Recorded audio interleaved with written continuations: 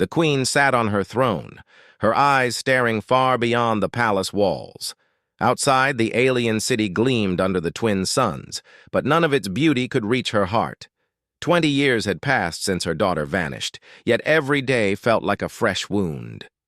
The halls of the palace echoed with memories of laughter, small hands gripping hers, and the warmth of a voice that had vanished too soon.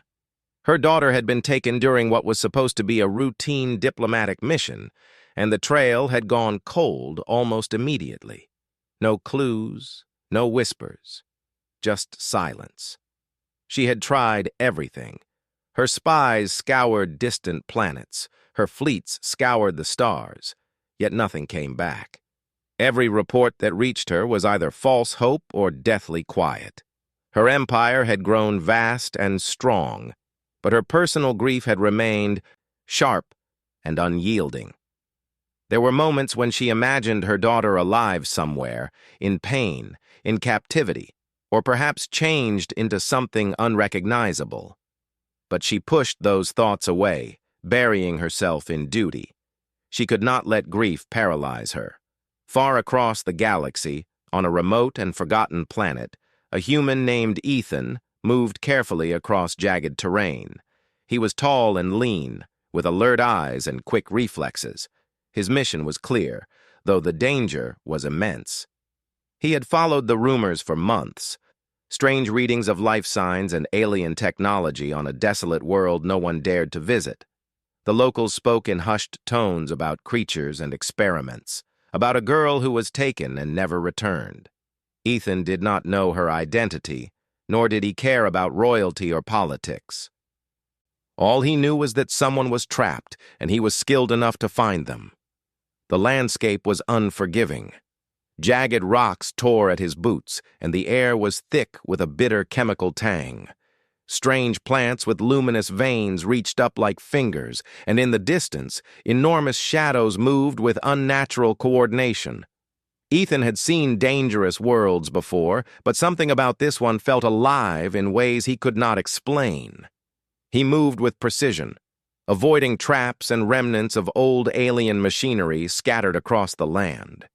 Every so often, a faint hum would echo through the canyons, like the planet itself was warning him to leave. Hours passed, and Ethan's patience was rewarded. In a hidden valley surrounded by cliffs, he discovered a metallic structure partially buried in the ground. Its surface was scarred, as if battle and time had both left their mark. The entrance was sealed with a force field that pulsed faintly. Ethan studied it carefully, analyzing the alien symbols etched into the metal. He had learned to recognize patterns, and these symbols told him one thing: someone or something was inside, alive. Ethan activated a small device on his wrist, and the force field shimmered before retreating with a hiss. Inside, the air was stale, filled with the scent of metal and faint organic decay. The walls were lined with alien technology, tubes and wires running in chaotic patterns, connecting to a central chamber. There, in the center of the room, a figure was suspended. The chains that bound her were thin but reinforced with alien alloys, glowing faintly with energy that pulsed like a heartbeat. Ethan approached cautiously. At first, he saw only a girl, though her features were sharp, almost too perfect. Her hair, long and tangled, framed a face pale and smooth, her eyes closed as if she were sleeping. But there was something unnatural about her posture, the subtle twitch of muscles, the way the chains seemed to resist her barely. She was alive, but altered. The air around her hummed with a quiet energy, and Ethan felt it brushing against his mind, whispering alien thoughts he could not fully understand. He studied her, carefully analyzing what had been done. It was clear she had been experimented on, altered with technology and procedures far beyond human knowledge. Her limbs were longer than natural, her reflexes enhanced, and faint circuitry ran beneath her skin. Yet in the lines of her face, there was a trace of humanity, something that reminded Ethan of stories he had heard of long-lost children and stolen lives. He worked quickly but carefully, disengaging the alien locks and bypassing the energy systems. As he freed her, she stirred and her eyes opened. For a brief moment, they were human, wide and frightened, but then something shifted. Her gaze sharpened, cold and calculating, and a strange sound escaped her throat, almost like a growl. She pulled back instinctively, resisting.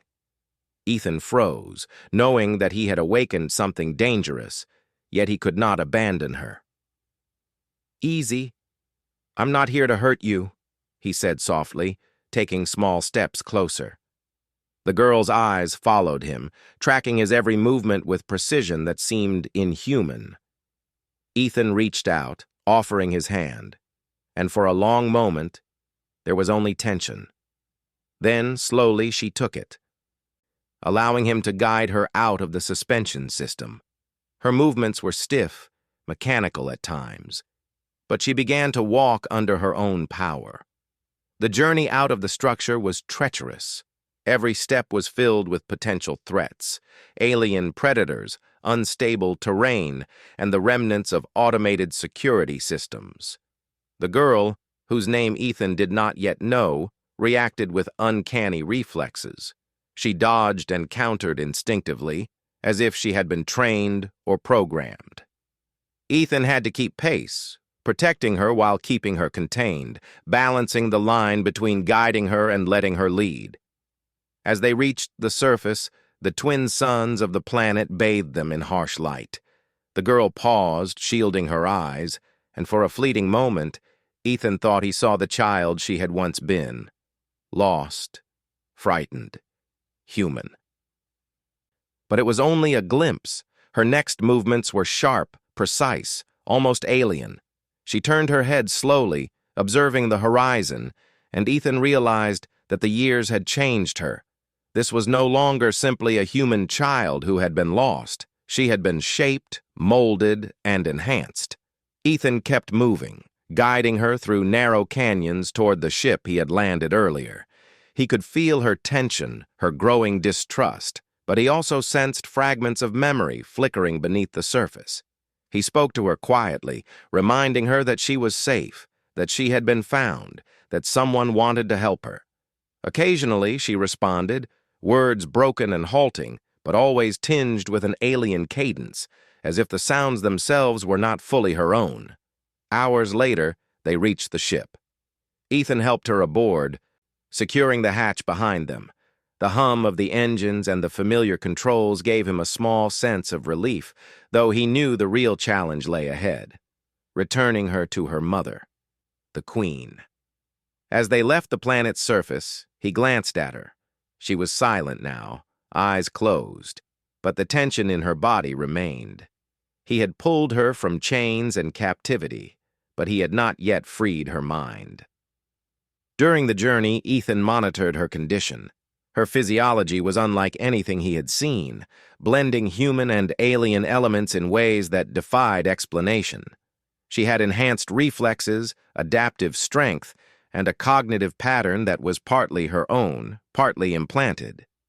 Yet in her moments of stillness, she was fragile, trembling slightly, as if her body remembered fear long before her mind did. Ethan wondered what the Queen would think. Would she recognize her daughter? Would she see the glimmers of the child she had lost? Or would she see only the alien enhancements and the person she no longer knew? He did not know, but he knew he could not turn back. Not now. Not after spending weeks tracking, infiltrating, and risking his life. The girl stirred again, opening her eyes. They were sharp and intelligent, but her expression was unreadable. Ethan approached carefully.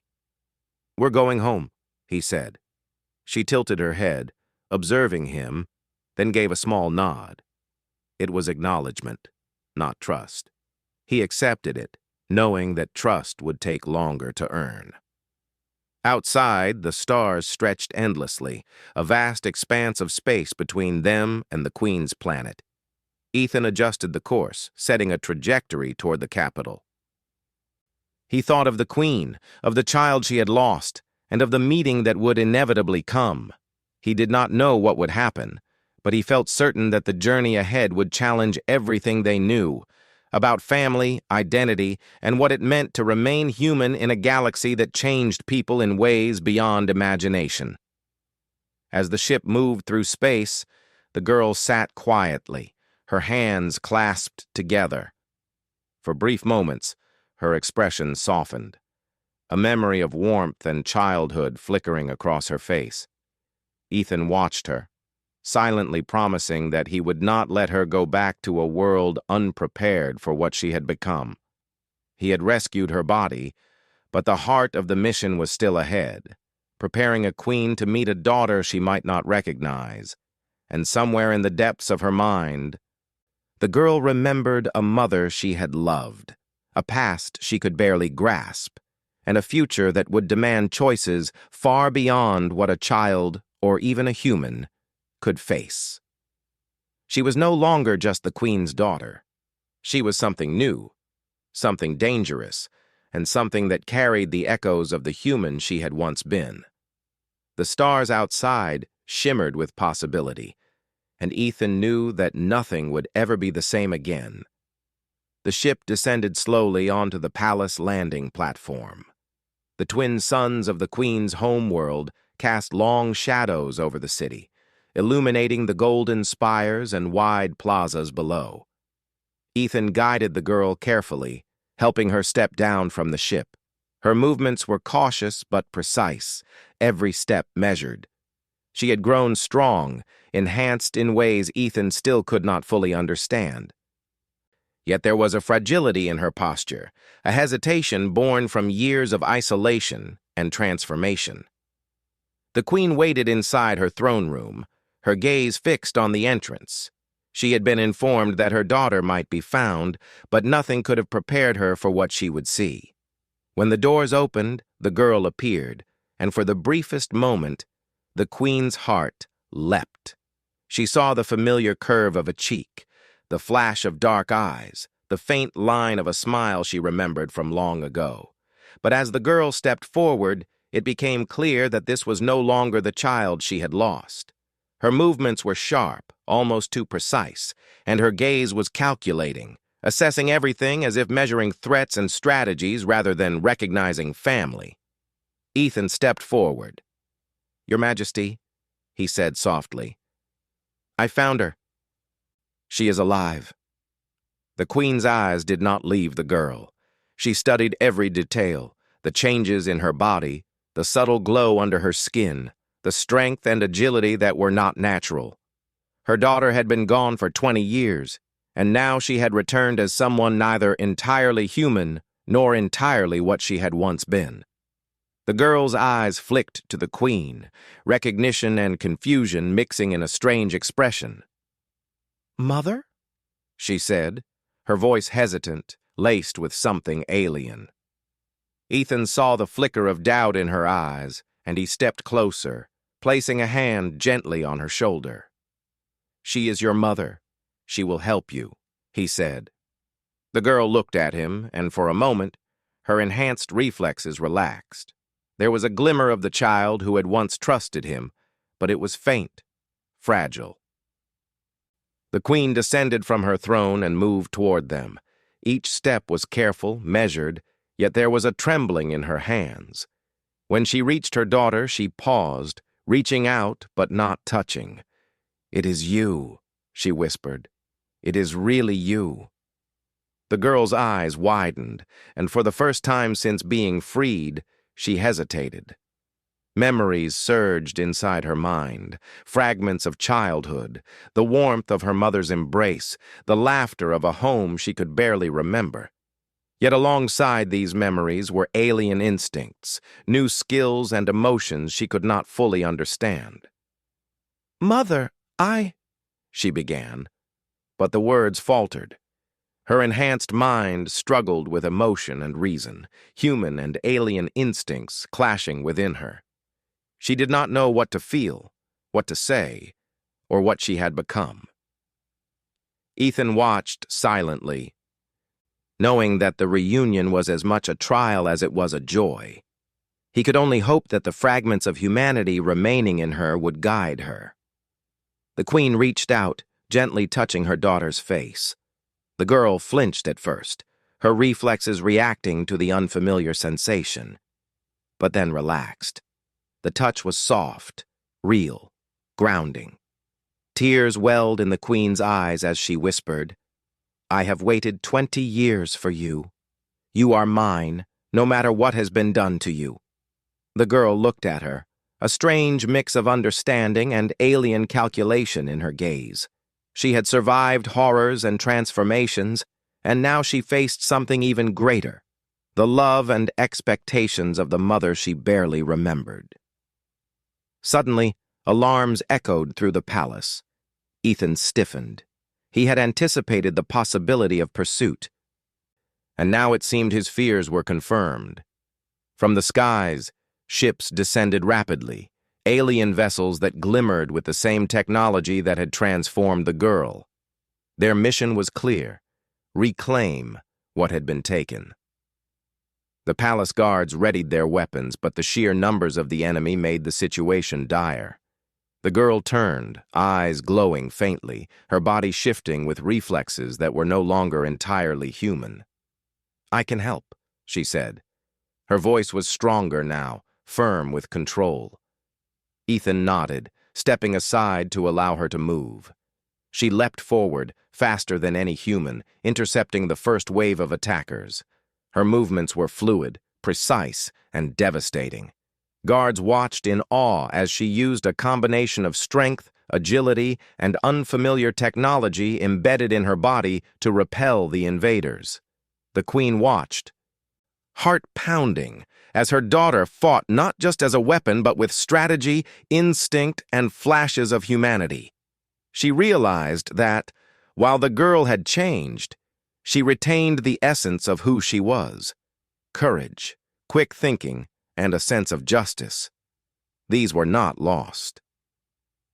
The Queen's grief and fear began to shift, replaced by pride and a glimmer of hope. Ethan joined the battle, coordinating with the palace defense systems, ensuring that the enemy could not breach the inner sanctum. Together, he and the girl formed an unspoken bond, moving in synchrony, protecting each other and the Queen. The fight was intense, but slowly, the invaders were driven back. Many fled into the atmosphere, their ships retreating in defeat. The palace was scarred, but standing together, the Queen, her daughter, and Ethan had prevailed. After the battle, the Queen approached her daughter again. She was breathing heavily, her body still radiating subtle energy, but there was a calm in her eyes that had not been there before. The Queen took both of her hands, holding them firmly. "You have returned to me," she said, "not as the child I lost, but as someone stronger, braver, and alive. That is enough." The girl studied her mother, processing the words, the tone, the warmth. Slowly, a small smile appeared on her face, the first real connection since she had been found. Ethan stepped back, allowing the mother and daughter to share their moment. He knew his part of the journey was done, but he also understood that the path ahead for them would be complex. The girl had powers and instincts that were alien, a mind altered by years of experimentation, and yet, she had chosen to fight with humanity. That choice, he realized, was the essence of what made her still herself. In the following days, the palace adjusted to her presence. She trained, learning to control the alien enhancements while reconnecting with her human side. The Queen was patient, guiding her, sharing memories and stories, showing her the life she had missed. Slowly, fragments of the child who had been lost began to merge with the person she had become. Laughter returned to the halls, tentative but genuine, and the city buzzed with the knowledge that the lost princess had returned. Yet even in peace, there was caution. The galaxy had changed her, and those who had taken her so long ago were still out there. The Queen and Ethan both knew that threats would come again, but now they faced the future together. The girl, once lost, now stood as a bridge between worlds, a symbol of resilience and courage, and a living testament to the strength of choice and humanity, even in the face of transformation. One evening, as the twin suns set, casting golden light across the palace, the queen sat with her daughter on a balcony overlooking the city. The girl rested her head on her mother's shoulder, silent but present. Ethan watched from a distance, smiling quietly. The journey had been perilous and the scars would remain, but the bond between mother and child had survived. They had both changed, the years apart leaving marks on body and soul, yet love had endured.